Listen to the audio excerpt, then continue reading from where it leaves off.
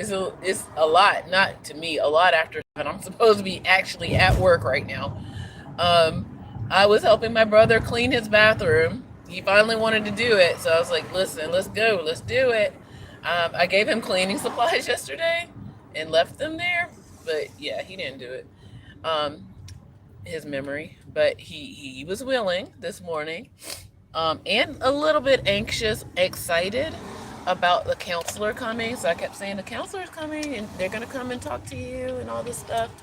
Um, I gave him the voice amplifier so that hopefully they can hear him.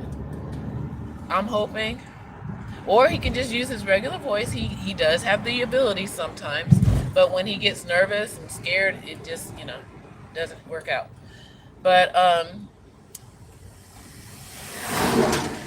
I'm also, like I said, I am running tardy to work now. So I just sent a message to my teaching assistant, and hopefully she's there. And my student teacher is also coming today.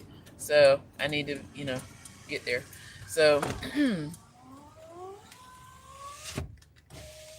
my brother is also worried that because of where he's been in the past with his healthcare and his mental health care journey, that he was going to be put in a group home. So he was kind of talking to me a little bit about, like, what if they say I need to be in a group home? I was like, well, tell them no, because you don't need to be in a group home. You have a home. Your name is on the lease. Like, he's a co-signer on, well, not a co-signer. He's a co-habitant on the lease. I'm the lease thingy person. But yeah, he was like, well, do I tell them to talk to you, me, sister? I was like, yeah, if that's what they're telling you, but I don't think they're going to tell you that. So I had to reassure him while we were cleaning the bathroom that they're just there to help you stay in your apartment, not to tell you to go somewhere else. He's had a rough few years. Okay. Yes, he's been in group homes. Yes, he's been in shelters. Yes, he's been unhoused. And he's still trying to process that trauma. That yet another reason why he needs to have a psychiatrist and a therapist and a counselor and anybody else that's going to help him process the feelings that with his mental health makes it even more difficult.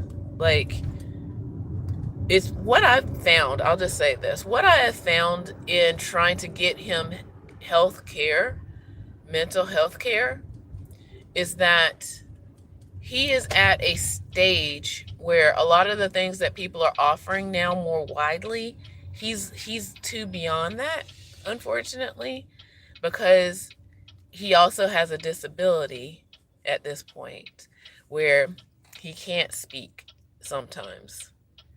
And his mind really can't focus on what to say. So there might be some, like, legit brain damage, you know. A lot of the things that they offer right now for the masses more affordably is, like, telehealth and things like that.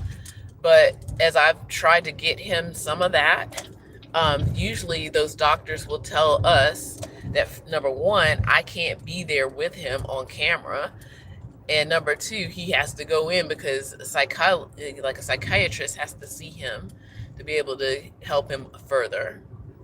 Okay, so it's been a challenge. It's not, I've been definitely pushing the envelope, as they say, on this kind of thing. But I've definitely been his advocate, my brother, so that he can get the help that he deserves and he needs, and also trying to educate myself at the same time. So that's just something I've learned, that because I'm a sister, I can't automatically be at these kind of appointments unless it's extreme. I've had in medical appointments, and again, we got somebody driving like, what's wrong with everybody today? I need y'all to get it together. It's morning rush, literally. Sorry. So yeah, so just trying to make sure that he gets what he deserves and needs for his health care. And it's not that he doesn't want it. That's what makes it so hard. There's so many people who need it, who they don't have the stamina enough to be able to push through a lot of the red tape and all the running around that they make you do in order to get the help you need, because they're mentally ill. They can't sit in a doctor's appointment. They're mentally ill. They can't talk to a doctor. They can't fill out the forms. They can't do all that stuff. They're mentally ill, you know? And unless you have like a spouse or you're the parent, it's really hard to get the help. Even me as a sibling, I'm basically the next in line as a parent, okay? I'm only 14 months older than my brother. We're basically twins, okay? And it's like, who are you? No, you can't join him on this and this and that, blah, blah, blah. You know, so I'm lucky that this organization, hopefully, that we're going to get some help finally, because part of that first intake, my brother, he wants the help, but when he's in the moment, in those interview questions, he panics, and then his mental health symptoms pop up, and then he like I said, the best way I can describe it is glitching out. Like he'll just like, you know, he can't either speak or he gets combative because he doesn't know what to say. And it turns into something really, you know, unproductive. So I'm hoping that he's calm enough today, this morning.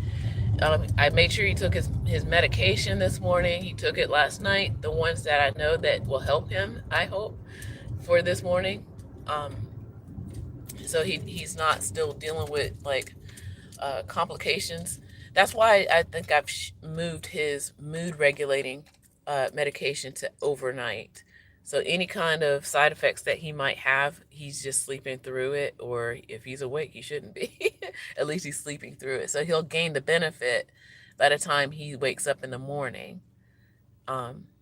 Yeah, but then the downside is towards the end of the day, when it's time for him to take it again, you can see that he definitely needs it. So yeah. Hello out there. Yeah, so I'm wishing him well, and I'm wishing you well out there as well. Yeah, we've really got to do something about the healthcare, mental health care situation that we are dealing with in the United States. Mm-hmm. Mm-hmm.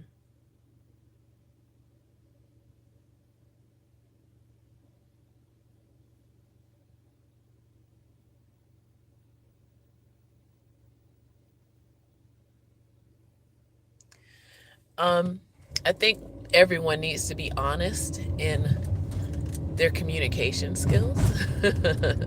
When it comes to boundaries, that's the other thing. When it comes to boundaries, when it comes to being vulnerable, we all just have to be honest. You know, like how you can't dictate how anybody takes anything, really. I'll just say that. You can only speak your truth. Yes, you can get defensive about your truth. You can even say that. It's like, yeah, I feel embarrassed about whatever. You know, I read this person's message down there. I don't know if they're, you know, spamming me or whatever, but speak your truth. And that's all you can really do in life. Speak your truth. That's why I'm doing my channel about my disabled brother who needs health care, and me as a caregiver going through these struggles, where I'm surprised now that I'm talk about it more people are telling me like, hey, my cousin is like this, hey, my sister is like this. Like I'm hearing more and more from folks, and we need to be talking about this more. Okay, like eliminate the stigma, eliminate the shame that people put upon themselves. You know, if we're talking more, if we're being more open about what's going on with us, whether I think most times people are afraid of rejection, people are afraid of stigma, people are afraid of coming off being weak or not, you know, and I don't know, not complete in some kind of way. but we're not. See, that's the thing. That's the fallacy of all of it. It's like we are all imperfect. All of us. We are. Okay? And I think the fact that we watch, fairy tales on TV and the movies and read these books and we're looking for somebody to save us, quote unquote, save us. Okay, I'm going to have to do a quick. I just remember these kids have chorus today. That means they're all here.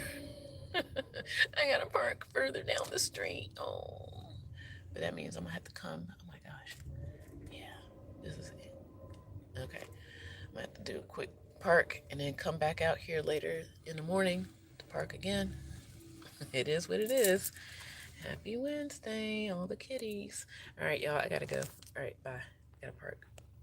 Take care out there. Be good, okay? Yes, be yourself. Be all of who you are. I believe in you.